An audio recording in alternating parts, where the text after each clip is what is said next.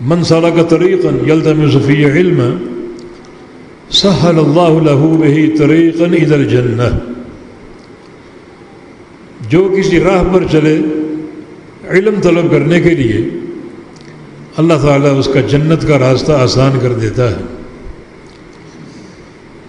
یہ بھی ایک بڑا عظیم الشان پروگرام ہے جنت کو کمانے کا، علم کی راہ پر چلنا، علم حاصل کرنے کے لیے تو سمجھیں کہ وہ جنت کی طرف جا رہا ہے،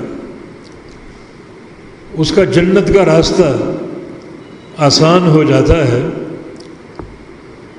اللہ تعالیٰ ایسی توفیق دیتا ہے کہ وہ اہل جنت والے اعمال انجام دیتا ہے اور جنتی بن جاتا ہے۔ من سلک طریقا، جو چلے ایک راستے پر، یلتمس فیہ علم، اس راہ پر چل کر علم حاصل کرتا ہے۔ بتایا گیا تھا کہ اس کے دو معنی علماء نے کیے ہیں، بالخصوص علامہ ابن رجب البغدادی رحمہ اللہ۔ وہ کہتے ہیں کہ علم کی راہ پر چلنا، اس کی دو تفسیریں ہیں۔ ایک ہے قدموں سے چل کر جانا، یا کوئی بھی سواری ہو اس سواری پر سوار ہو کر جانا کسی عالم کی طرف، کسی درسگاہ کی طرف۔ دوسرا اس کا معنی علم کی راہ پر چلنا، یعنی ان بنیادوں پر چل کر علم حاصل کرنا جو کتاب و سنت سے ماخوذ ہے۔ طلب علم کا راستہ بناوٹی یا مصنوعی نہیں ہوتا، بلکہ طلب علم کا ایک پروگرام، راستہ اور بنیادیں ساری آپ کے سامنے بیان کی گئی ہیں کتاب و سنت کے ذریعے۔ ان بنیادوں پر چل کر علم حاصل کرو۔ یہ نہ سمجھو کہ یہ بات، یہ حدیث صرف مدارس کے طلباء کے لیے، ہر شخص چلتا ہے اور علم حاصل کرتا ہے۔ آج آپ اپنے گھروں سے آپ چل کر آئے ہیں، صرف جمعہ کی ادائیگی مقصود نہیں ہے، بلکہ وہ علم جو ممبر سے بیان ہوگا اس کا بھی قصد ہے، اس کی بھی نیت ہے آپ کی۔ کچھ سنیں گے، کچھ سننے کو ملے گا، قرآن و حدیث کے ارشادات، اور کچھ باتیں حاصل ہوں گی، کچھ علم حاصل ہوگا۔ یہ آپ کا چلنا ادائیگی جمعہ کے لیے بھی ہے اور طلب علم کے لیے بھی۔ یہ چلنا بڑا قابل قدر ہے۔ تبھی تو جمعے کے لیے اپنے گھر سے چل کے آنا، ہر قدم پر 1 سال کی عبادت کا ثواب ہے۔ آپ کی نیتیں بہت سی ہیں، آپ نے نماز ادا کرنی، آپ نے جمعہ پڑھنا ہے، آپ نے ممبر سے ایک عالم کی باتیں سننی ہیں کتاب و سنت کی روشنی میں، بڑا اس کا اجر ہے۔ یہ آپ کا چل کر آنا بڑا قابل قدر ہے۔ اسی طرح آپ کے کانوں میں کوئی اعلان آئے کہ فلاں جگہ درس قرآن ہوگا، درس حدیث ہوگا، اور فلاں عالم یا شیخ درس دیں گے، تو بڑے شوق سے جائیے سننے کے لیے۔ یہ چل کر جانا بھی، یہ طلب علم کی راہ میں جانا ہے۔ من سلک طریقا یلتمس فیہ علما سہل اللہ لہ بہ طریقا الی الجنہ، جو ایک راہ پر چلے طلب علم کے لیے تو اللہ اس کا جنت کا راستہ آسان کر دیتے۔ تو آپ وہ درس سننے کے لیے جائیں گے، یہ چل کر جانا آپ کا جنت کا سفر ہے۔ آپ جنت کے راہی ہیں اور جنت کا راستہ آپ کے لیے آسان کر دیا جائے گا۔ اسی طرح کوئی مشکل درپیش ہو، کوئی سوال آپ کے ذہن میں ہے، تو اس کا جواب لینے کے لیے آپ کسی عالم کے پاس جائیں۔ یہ چل کر جانا بھی طلب علم کے لیے ہے۔ اس کا بھی یہی اجر ہے۔ ہاں ایک طالب علم جو ہے جو 8 سال اپنے دیتا ہے کسی دینی ادارے کو، اس کا تو کوئی مقابلہ نہیں، اس کا ایک ایک قدم بڑی برکتوں سے بھرپور ہے۔ لیکن یہاں اس عام شخص کی بات ہو رہی ہے جو کسی ایک مجلس میں پہنچتا ہے، کسی ایک درس کے اجتماع میں پہنچتا ہے، جمعہ ادا کرنے کے لیے پہنچتا ہے طالب علم کی نیت لے کر، یقیناً اسے یہ اجر ملے گا۔ ایک طالب علم کا مقابلہ نہیں کر سکتا وہ تو بہت ہی اونچا ہے اور بڑے ایک اجر کثیر کا مستحق ہے۔ لیکن آپ کے یہ سارے سفر بھی طالب علم کی راہ میں لکھے جائیں گے اس اجر کے ساتھ کہ اللہ تعالیٰ جنت کا راستہ آسان کر دے گا۔ یہ بھی جنت کا پروگرام ہے۔ اس کی ایک مثال دیتا ہوں مسند احمد کی حدیث سے، اور طبرانی میں بھی یہ حدیث موجود ہے۔ یہ صفوان ابن عسال المرادی نبی علیہ السلام کے صحابی، ان کی روایت سے، یہ صفوان ابن عسال بڑے عظیم صحابی تھے، نبی علیہ السلام کے ساتھ انہوں نے 12 جہادی معرکوں میں شرکت کی تھی، مجاہد تھے بہت بڑے، تاجر بھی تھے، اور تجارت کے لیے اکثر یہ سفر کیا کرتے تھے۔ تو سفر کے تعلق سے ایک سوال ان کو کرنا تھا، تو نبی علیہ السلام کی خدمت میں حاضر ہوئے وہ سوال کرنے کے لیے۔ سوال صرف یہ تھا کہ مسافر کے لیے موزوں پر مسح کی کیا مدت ہے، مسافر کے لیے، مقیم کے لیے موزوں پر مسح کی کیا مدت ہے، صرف یہ ایک نقطہ پوچھنا تھا۔ تو آپ کی خدمت میں حاضر ہوئے اور آ کر عرض کیا کہ جئت کا اطلب العلم، یا رسول اللہ صلی اللہ علیہ وسلم، میں آپ کی خدمت میں حاضر ہوا ہوں طلب علم کے لیے، طلب علم کے لیے۔ حالانکہ ایک نقطہ صرف لے کر آئے تھے، وہ سوال کرنا تھا، مگر یہ بھی طلب علم کا راستہ ہے، میں طلب علم کے لیے آیا ہوں۔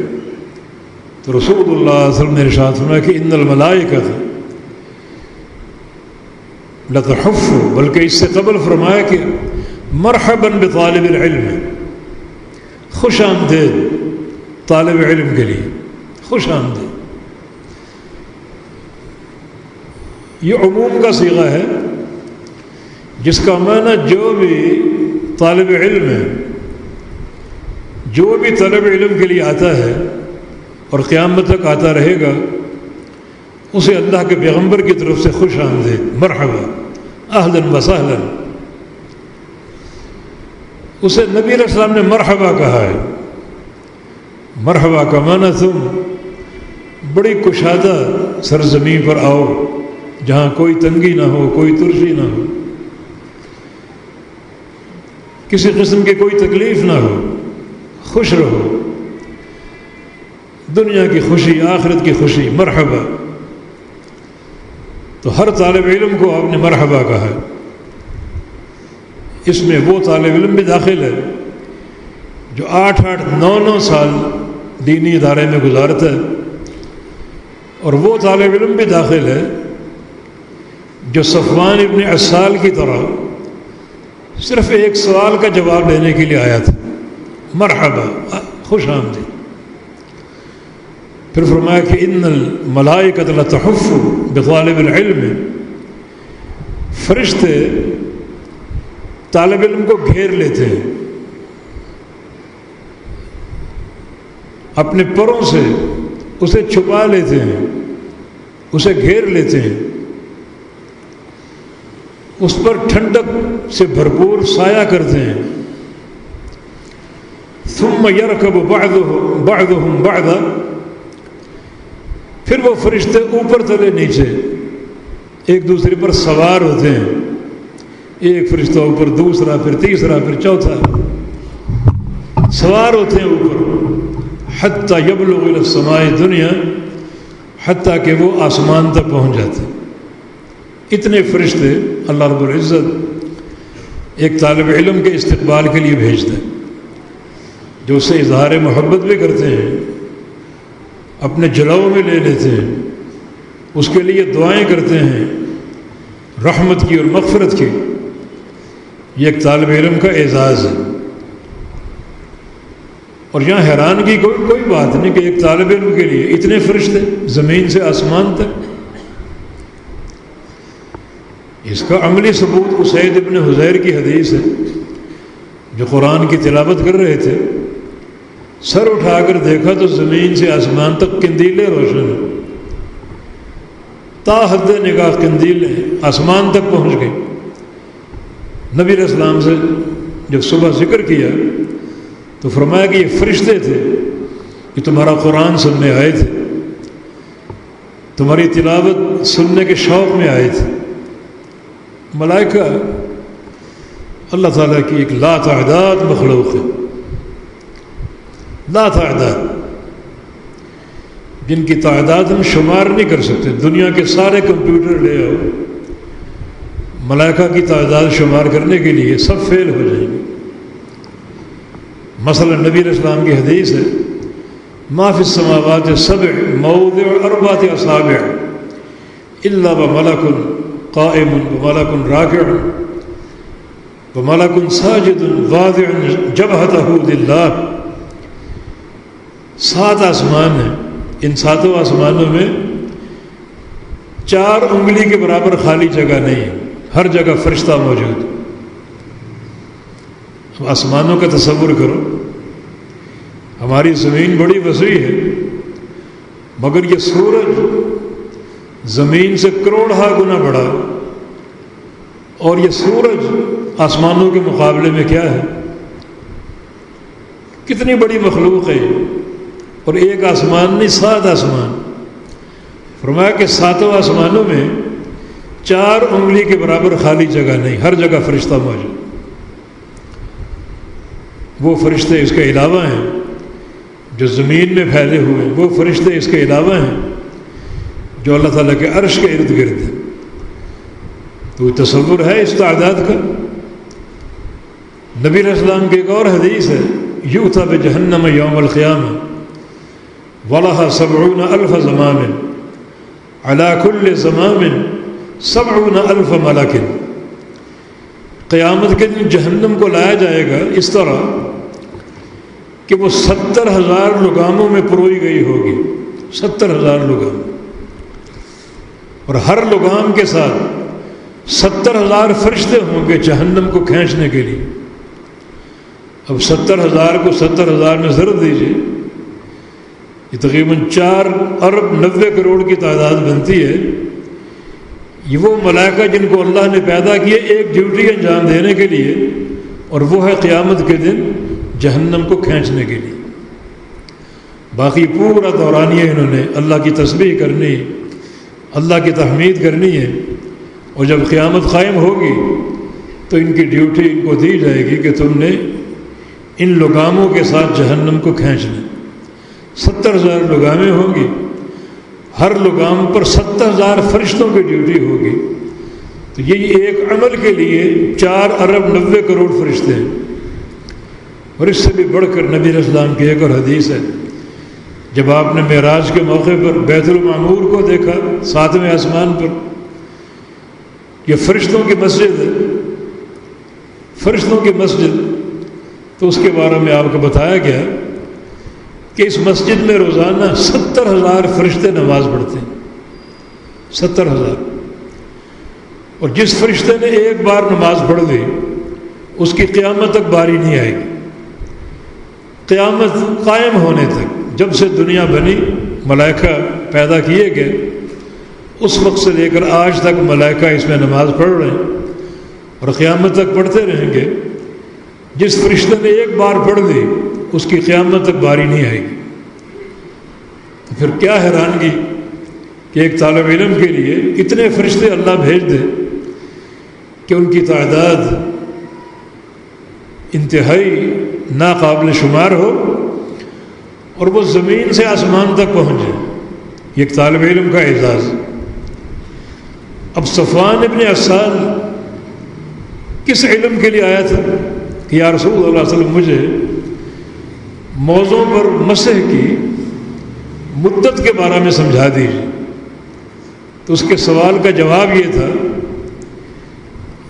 دل مقیم یوم و لیلہ ودل مسافر ثلاثۃ ایام و لیالیہن۔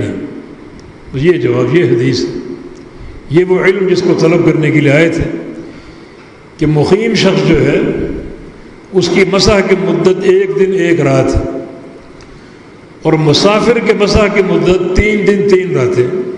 یہ علم تھا جس کو طلب کرنے آئے تھے، اور اللہ کے پیارے پیغمبر نے مرحبا کہا، اور ساتھ یہ فرما دیا کہ جو بھی طالب علم ہو، چاہے وہ ایک نقطہ حاصل کرنے آئے، اس پر اتنے فرشتے سایہ فگن ہوتے ہیں کہ وہ زمین سے آسمان تک پہنچ جاتے ہیں، دعائیں بھی کرتے ہیں، دوستی بھی کرتے ہیں، محبت کا اظہار بھی کرتے ہیں۔ یہ طلب علم کا راستہ بڑا عظیم و شان راستہ۔ تو ہم نے آپ کے ذہن سے ایک شبہ نکالا ہے کہ یہ نہ سمجھیں کہ یہ حدیث دینی مدارس کے طلباء کے لیے ہے۔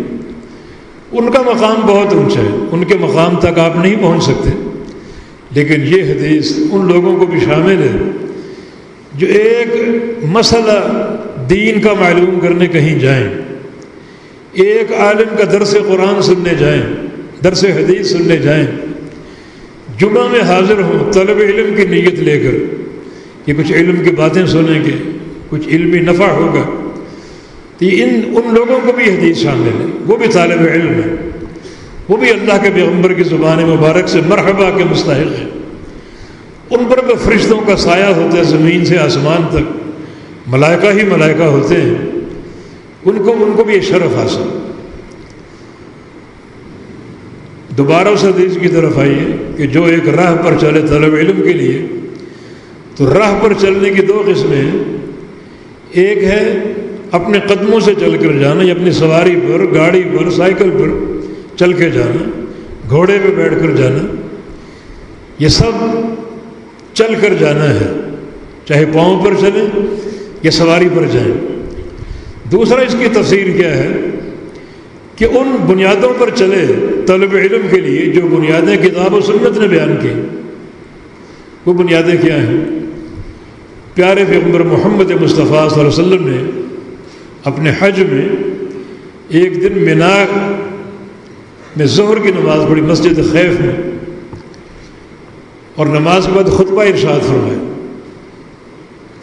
اس خطبے سے قبل ایک دعا آپ نے پڑھی تھی، بڑی عظیم الشان دعا، نضر اللہ امرا سمع مقالتی فحفظها ووعاها ثم اداها كما سمعها۔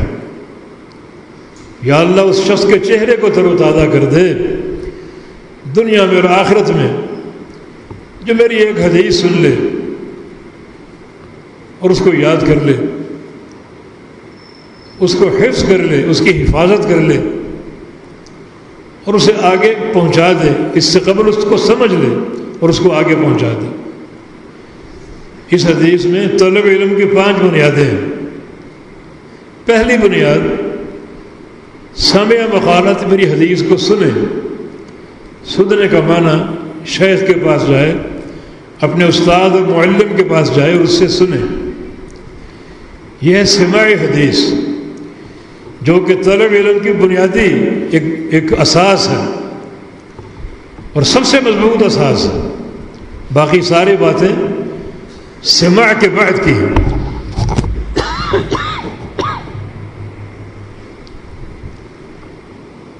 باقی ساری باتیں سماع حدیث کے بعد کی، حفظ ہے، سمجھ ہے، عمل ہے، آگے پہنچانا ہے۔ حفظ کب کرو گے؟ جب سنو گے۔ عمل کب کرو گے؟ جب سنو گے۔ فہم کیسے ہوگا؟ جب سنو گے۔ تو علم کا سماع مشائخ سے، علماء سے،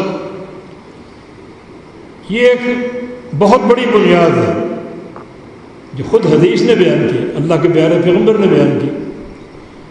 علم کا سماع اور حدیث کا سماع، اس بنیاد پر آج خاص طور پہ توجہ دینے کی ضرورت ہے، کیونکہ بہت سے شعبہ بعد اور بہروپیے اس بنیاد پر چلے بغیر علم کے معرکے میں داخل ہو جاتے ہیں، اپنے لقب خود ہی رکھ لیتے ہیں، مفتی اور محدث اور شیخ اور فلاں بلکہ شیخ الاسلام، حالانکہ ان کی یہ ترتیب ہے ہی نہیں کہ انہوں نے کسی مستند اور ثقہ شیخ سے علم حاصل کیا اور پڑھا ہو۔ پرانے دور میں مشائخ سے علم لیے بغیر کچھ نحوستیں ظاہر ہوئیں، جن میں مرزا غلام احمد قادیانی کوئی اس کا شیخ نہیں تھا، اس نے خود کتابیں حاصل کی، خود پڑھا، مرضی کا سمجھا اور دجال بن گیا، جھوٹا نبی بن گیا، اور ایک بہت سی مخلوق کو گمراہ کرنے کا سبب بن گیا، جہنم کا ایندھن بن گیا، اپنے لیے بھی اور اپنے سارے پیروکاروں کے لیے بھی۔ ان سارے پیروکاروں کا گناہ بھی اپنے ذمے لے کر واصل جہنم ہو گیا، اور مرا بھی تو اس مقام پر مرا جو کسی بھی ایسے انسان کے لائق نہیں ہے، جو انسان اللہ کا پسندیدہ اور مقرب ہو، ٹٹی خانے میں مرا، غلاستوں کے ڈھیر میں مرا، اور غلاستوں میں لتھڑا ہوا مرا۔ یہ ایک نبی کا مقام؟ نبی تو بڑا پاکیزہ ہوتا ہے۔ اللہ کے پیارے پیغمبر صلی اللہ علیہ وسلم نے اپنی وفات سے قبل حکم دیا تھا کہ 7 مشکیزیں پانی کے بھر کے لاؤ، جو بھرے پانی کے رکھے ہوں کسی چشمے سے یا مختلف چشموں سے، اور ساتھ کہا کہ لم تحدل اوقیتہن، ان کی ڈوری نہ کھولی گئی ہو، یعنی ان ڈوری اگر کھلے گی تو انسانی ہاتھ اس پانی میں پڑیں گے، وہ پانی آلودہ نہ ہو، جیسے وہ بھرے گئے ہوں چشموں سے ویسے ہی موجود ہوں، وہ لے کر آؤ۔ تو اللہ کے پیارے پیغمبر نے اپنی وفات سے قبل ان 7 مشکیزوں کے پانی سے غسل کیا۔ آپ کا چہرہ دمک رہا تھا، نور سے بھرا ہوا تھا، اور ایک یہ نبی جس کا چہرہ غلاستوں میں لتھڑا ہوا تھا، تو یہ کس چیز کا شاخسانہ ہے؟ علم اپنی مرضی کا حاصل کیا، مرضی کا سمجھا، اور جھوٹا مدعی نبوت بن گیا، اور ایک خلق کثیر کو گمراہ کر گیا۔ اسی طرح غلام احمد پرویز منکر حدیث، اس کا بھی کوئی علم میں استاد نہیں، وہ استاد جس کی سند اللہ کے پیغمبر تک پہنچتی ہو۔ یہ سلسلہ عالیہ بڑا بابرکت ہوتا ہے، جس کا روحانی ایک تعلق ہوتا ہے پیارے پیغمبر سے۔ اس نے اپنی مرضی کا پڑھا اور سمجھا، اور حدیث کا منکر بن گیا۔ حدیث کا انکار کرنے والا بھی دجال ہوتا ہے، اور یہ شخص بھی ایک خلق کثیر کو گمراہ کر گیا۔ حدیث کا انکار کرنے والا کافر ہے۔ اگر آپ کے معاشرے میں ایسا شخص ہو تو اس سے ہمارا کوئی تعلق نہیں ہونا چاہیے۔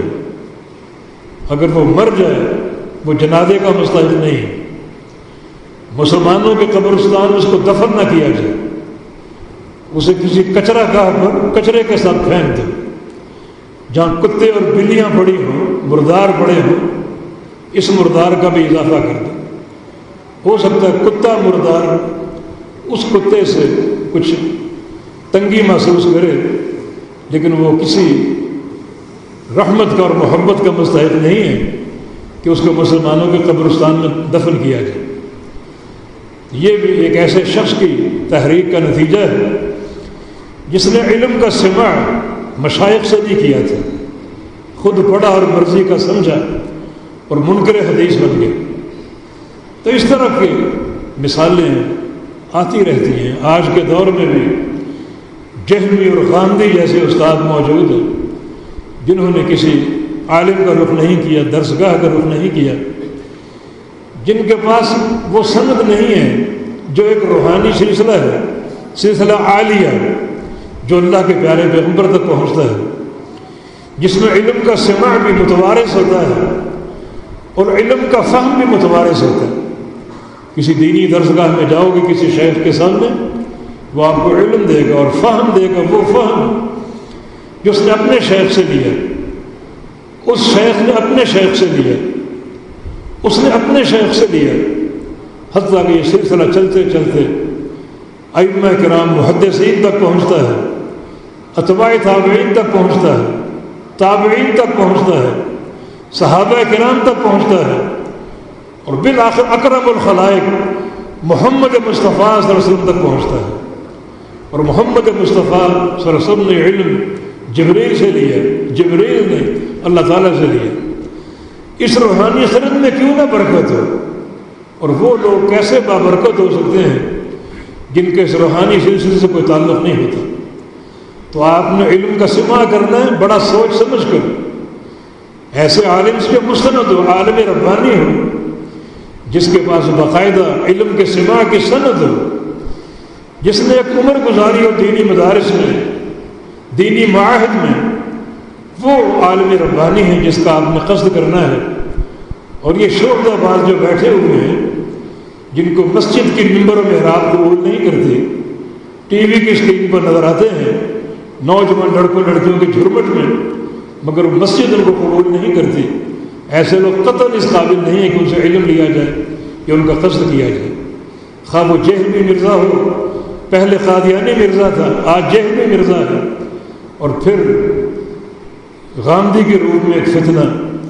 نبی علیہ السلام کی حدیث سمجھ میں آتی ہے کہ قرب قیامت ایسے داعی پیدا ہوں گے جو دعوت دیں گے لوگوں کو جہنم کے دروازے پر کھڑے ہو کر، اور جو ان کی پیروی کرے گا قذفوہ فی النار، اسی وقت اس کو جہنم میں ڈال دیں گے، کسی مہلت کے بغیر اس کو جہنم میں ڈال دیں گے۔ تو عرض یہ کرنے کا مقصد ہے کہ علم کا سماع جو ہے، جو طلب علم کا ایک اہم زینہ ہے، وہ یقیناً کسی معتبر شخصیت سے ہو جو سبیل المومنین کے مطابق ہے۔ سبیل المومنین کیا ہے؟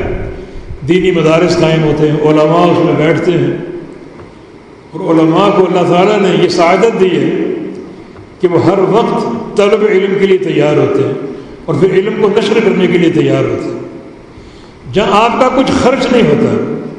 یہ مدارس نعمت نہیں ہے، پاکستان میں لاکھوں مدارس ہوں گے، کوئی بجٹ نہیں ان کا، کوئی گورنمنٹ پر بوجھ نہیں ہے، باقی یونیورسٹیاں ہیں، کالج ہیں، میڈیکل، زراعت، گورنمنٹ باقاعدہ اس کا بجٹ تیار کرتی ہے اور وہ خرچ ہوتا ہے، فیسیں ہوتی ہیں۔ یہاں کوئی فیس نہیں، کتابیں آپ کو مہیا کی جاتی ہیں، کھانا آپ کو پیش کیا جاتا ہے، گویا پوری قوم کے آپ مہمان ہیں، کپڑے آپ کو فراہم کیے جاتے ہیں، ہر چیز آپ کو مہیا، علاج تک مہیا کیا جاتا ہے۔ اور پھر جب فارغ التحصیل ہوتے ہیں تو پوری امت کے خادم ہوتے ہیں۔ اپنی مثال میں آپ کو دیتا ہوں، ہم رات کو ہمارا سونے کا وقت ہوتا ہے، یورپ کے جاگنے کا وقت ہوتا ہے، پھر رات کو کالیں آ رہی، کسی کی 12 بجے، کسی کی 1 بجے، فلاں سوال کا جواب دیجیے، فلاں سوال کا جواب دیجیے۔ یقین کرے کبھی ہم نے اف تک نہیں کیا، اللہ تعالیٰ نے یہ بات دل میں ڈال دی، اور یہ خدمت ہے اس علم کے ذریعے قوم کی، کوئی فیس نہیں، کوئی بالکل یہ علم نشر کرنے کی کوئی فیس نہیں، کوئی تنخواہ نہیں۔ لیکن دوسرے یہ شعبے ہیں، ایک وکیل سے آپ بات کریں، 10 منٹ آپ کو ٹائم دے گا، فیس لے گا آپ سے، ڈاکٹر کے پاس آپ چلے جائیں، نسخہ لکھے گا 5 منٹ میں، فیس لے گا آپ کی۔ لیکن یہ علم کا راستہ اللہ تعالیٰ نے آپ پر حجت قائم کر دی، کچھ خرچ نہیں ہوگا، آپ آئیں گے، آپ کے مہمان نوازی ہوگی۔ ایک عالم دین سے بڑھ کر کوئی مہمان نواز نہیں ہوتا، اور آپ کو علم بھی دیا جائے گا۔ لیکن اتنی ڈیوٹی تو آپ انجام دیں کہ علم کس سے لینا ہے؟ ان شعبہ بازوں سے جن کی کوئی روحانی سمجھ نہیں، جو اپنی مرضی کا پڑھ کر سمجھ کر میدان عمل میں آ گئے اور اللہ کے مخلوق کو گمراہ کر رہے ہیں۔